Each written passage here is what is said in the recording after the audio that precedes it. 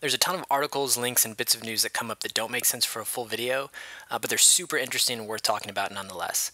So the goal of this video is to kind of summarize and bring those things together in a quick recap, and maybe point you in the direction of some things you might have missed previously, or some current events that all have to do with graphic design and gaming, or UI and gaming, or those kinds of elements. So first up is something that's 4 years old.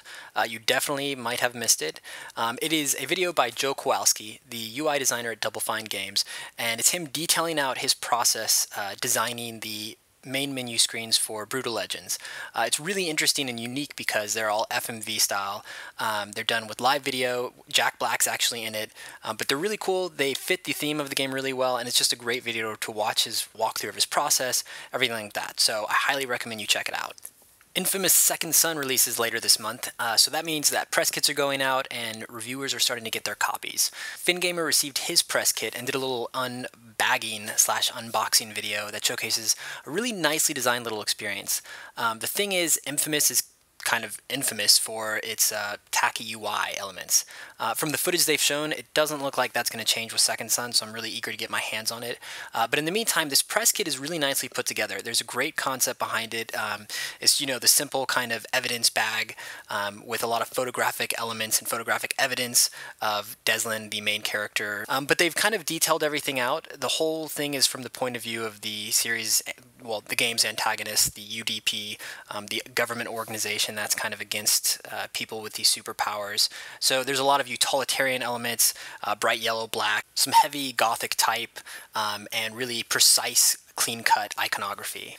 But it's all really well put together, and it makes me wonder who did this. Was this someone internally at Sucker Punch, or was this someone at Sony or the Worldwide Studios who's in charge of, you know, more promotional design and all the press kits and that? But overall, there's a lot of nice details in this kit, so if you're interested and excited for Infamous, I would definitely recommend checking this out. Now a couple of bits of news, both about Ubisoft games. First up, The Division released some new screenshots this week. Just 3 or 4, there's not a whole lot new there, but they're still kind of showing off that holographic UI that's very diegetic, very spatial. It's really cool because the E3 footage they showed back in 2013 last year had this really nice map that appeared spatially around everyone.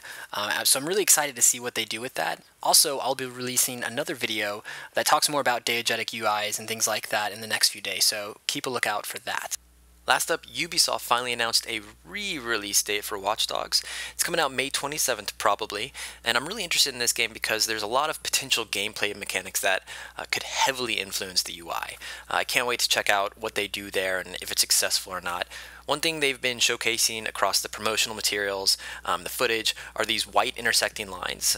And that's a nice aesthetic. It's setting up a really clear tone for what the game is, what the story is, this AI, these computers, this whole interconnected world, the hacking and all of that. So I really want to see how that plays out and if they successfully kind of extend that across the rest of the game, the rest of the aesthetics.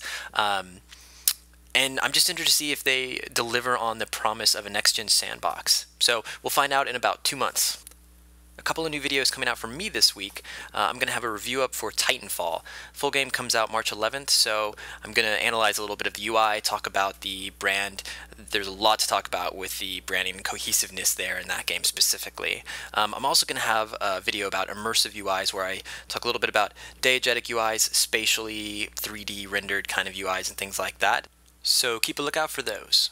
That is all for this video. If you have any bits of news or interesting links, things like that, that you think would be a good fit, you can tweet them to me at the review. Thanks for watching.